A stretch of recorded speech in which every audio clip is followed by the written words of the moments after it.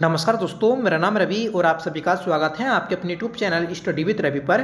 दोस्तों, आज की इस क्लास में हम उत्तराखंड सामान्य ज्ञान daily practice set number 3 solve करने वाले हैं। दोस्तों, हर एक प्रैक्टिस सेट में आपको 20 क्वेश्चन कराए जाते हैं जो इम्पोर्टेंट और सिलेक्टेड होते हैं। अगर आप उत्तराखंड सामान्य ज्ञान का प्रैक्टिस करना चाहते हैं तो आप हमारे चैनल को सब्सक्राइब कर सकते हैं। तो चलिएगा शुरू करते हैं आज की अपनी इस क्लास को, जिसका पहला क्वेश्चन रहेगा कि मोड़ मेला किस नदी पर लगता है। तो दोस्तों, मोड़ मेला अलगाड़ नदी पर लगता है। राइट आंसर रहेगा ऑप्शन बी। ठीक है, बात करें दोस्तों मोड़ मेले की, तो मोड़ मेला दो प्रकार का जौन सारी जनजाति के द्वारा मनाया जाता है।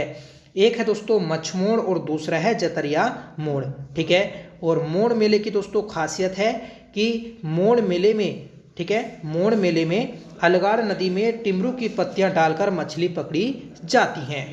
अगला प्रश्न है, राज्य की प्रथम जल विद्युत परियोजना कौन सी है। तो राज्य की पहली जल विद्युत परियोजना दोस्तों ग्लोगी जल विद्युत परियोजना है। राइट आंसर रहेगा ऑप्शन ए। ठीक है, ग्लोगी जल विद्युत परियोजना दोस्तों ये राज्य की और पूरे उत्तर भारत की पहली जल विद्युत परियोजना थी जो मसूरी के भट्टा फॉल पर लगाई गई थी।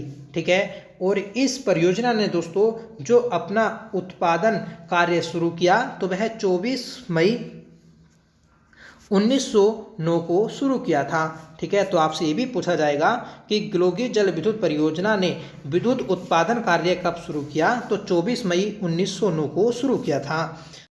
तीसरा क्वेश्चन है दोस्तों कि माय इंडिया पुस्तक के लेखक कौन है। तो सही आंसर रहेगा option B Jim Corbett. Jim Corbett की दोस्तों पुस्तक है माय इंडिया, जो कि इंपॉर्टेंट पुस्तक है। इसके अलावा जिम कॉर्बेट की अन्य पुस्तकें आती हैं माय कुमाऊ, ठीक है, my eating leopard, temple tiger, the Hunter friends. ठीक है, ये भी पुस्तकें दोस्तों जिम कॉर्बेट की हैं। आपसे ये भी पूछा जा सकता है कि जिम कॉर्बेट के द्वारा लिखी गई पहली पुस्तक कौन सी थी। तो दोस्तों माय ईटर ऑफ कुमाऊ यह इसकी पहली पुस्तक थी।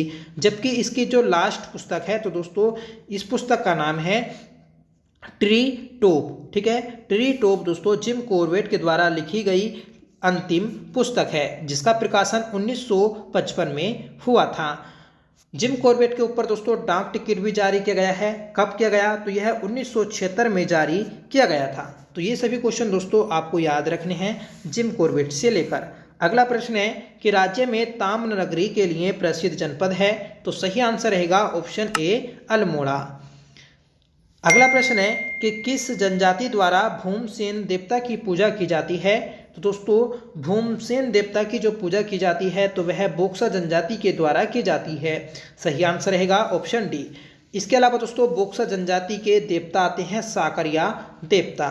ठीक है, और इलियट के अनुसार दोस्तों 16वीं सदी में बोक्सा लोगों का एक बैच आया था जो चंपावत में आकर बसा था। ठीक है, तो क्वेश्चन पूछा जाता है कि 16वीं सदी में बोक्सा जनजाति का पहला बैच आकर कहां पर बसा था। तो यह दोस्तों चंपावत के बनबसा में आकर बसा था। नेक्स्ट क्वेश्चन है द्वारहाट ध्वज मंदिर का अन्य नाम क्या है। तो द्वारहाट ध्वज मंदिर का अन्य नाम है दोस्तों गुजर देव मंदिर। राइट आंसर रहेगा ऑप्शन ए। देखिए द्वारहाट को ही हम बोलते हैं हिमालय की द्वारिका। ठीक है, और द्वारहाट को ही दोस्तों मंदिरों की नगरी भी बोला जाता है। ये भी आपको याद रखना है।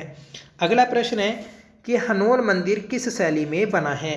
हनोल मंदिर यह दोस्तों हुण या नागर शैली में बना है। सही आंसर रहेगा ऑप्शन सी। ठीक है, जो दोस्तों हनोल मंदिर है इसमें भगवान शिव की पूजा की जाती है और यह दोस्तों टोंस नदी के तट पर स्थित है। ये भी आपको याद रखना है।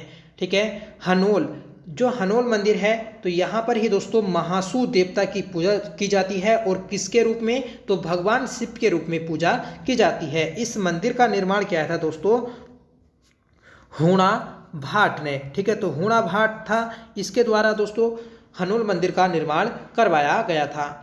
और हनोल मंदिर में ही दोस्तों जोनसार जनजाति के द्वारा जागड़ा पर्व भी मनाया जाता है।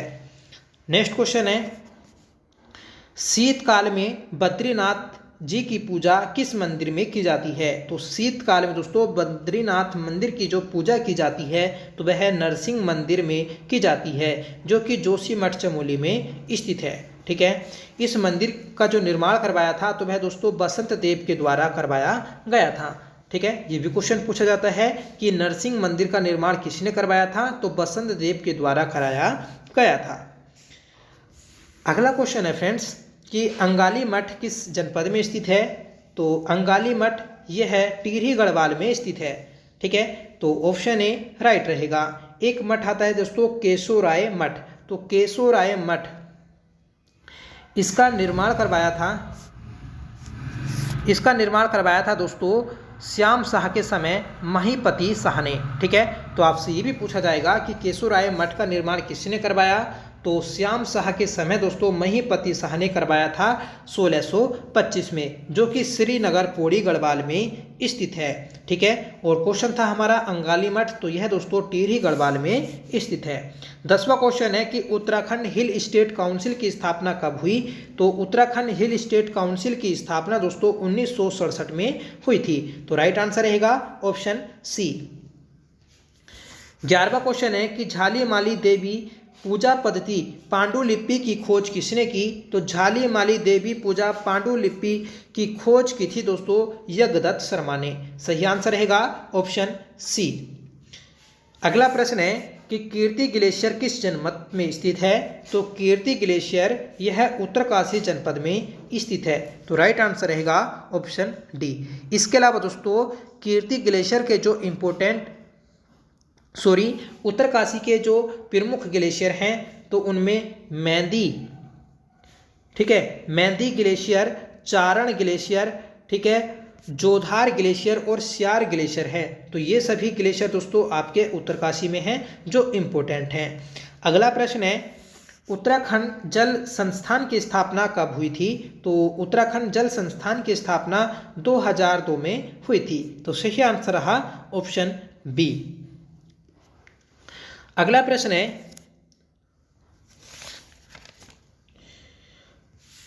भारतीय सैन्य अकेडमी की स्थापना कब हुई थी? तो भारतीय सैन्य अकेडमी की स्थापना 1 अक्टूबर 1932 में हुई थी, जिसे दोस्तों हम IMA के नाम से जानते हैं, इंडियन मिलिट्री एकेडमी। ठीक है, ये कहाँ पर स्थित है? तो यह दोस्तों देहरादून में स्थित है। ठीक है, इसका जो दोस्तों औपचारिक रूप से उद्घाटन किया गया था तो 10 दिसंबर 1932 को किया गया था। ठीक है, जबकि इसकी स्थापना कब हुई? 1 अक्टूबर 1932 में हुई थी। ठीक है, IMA में ही दोस्तों वार मेमोरियल भी स्थित है।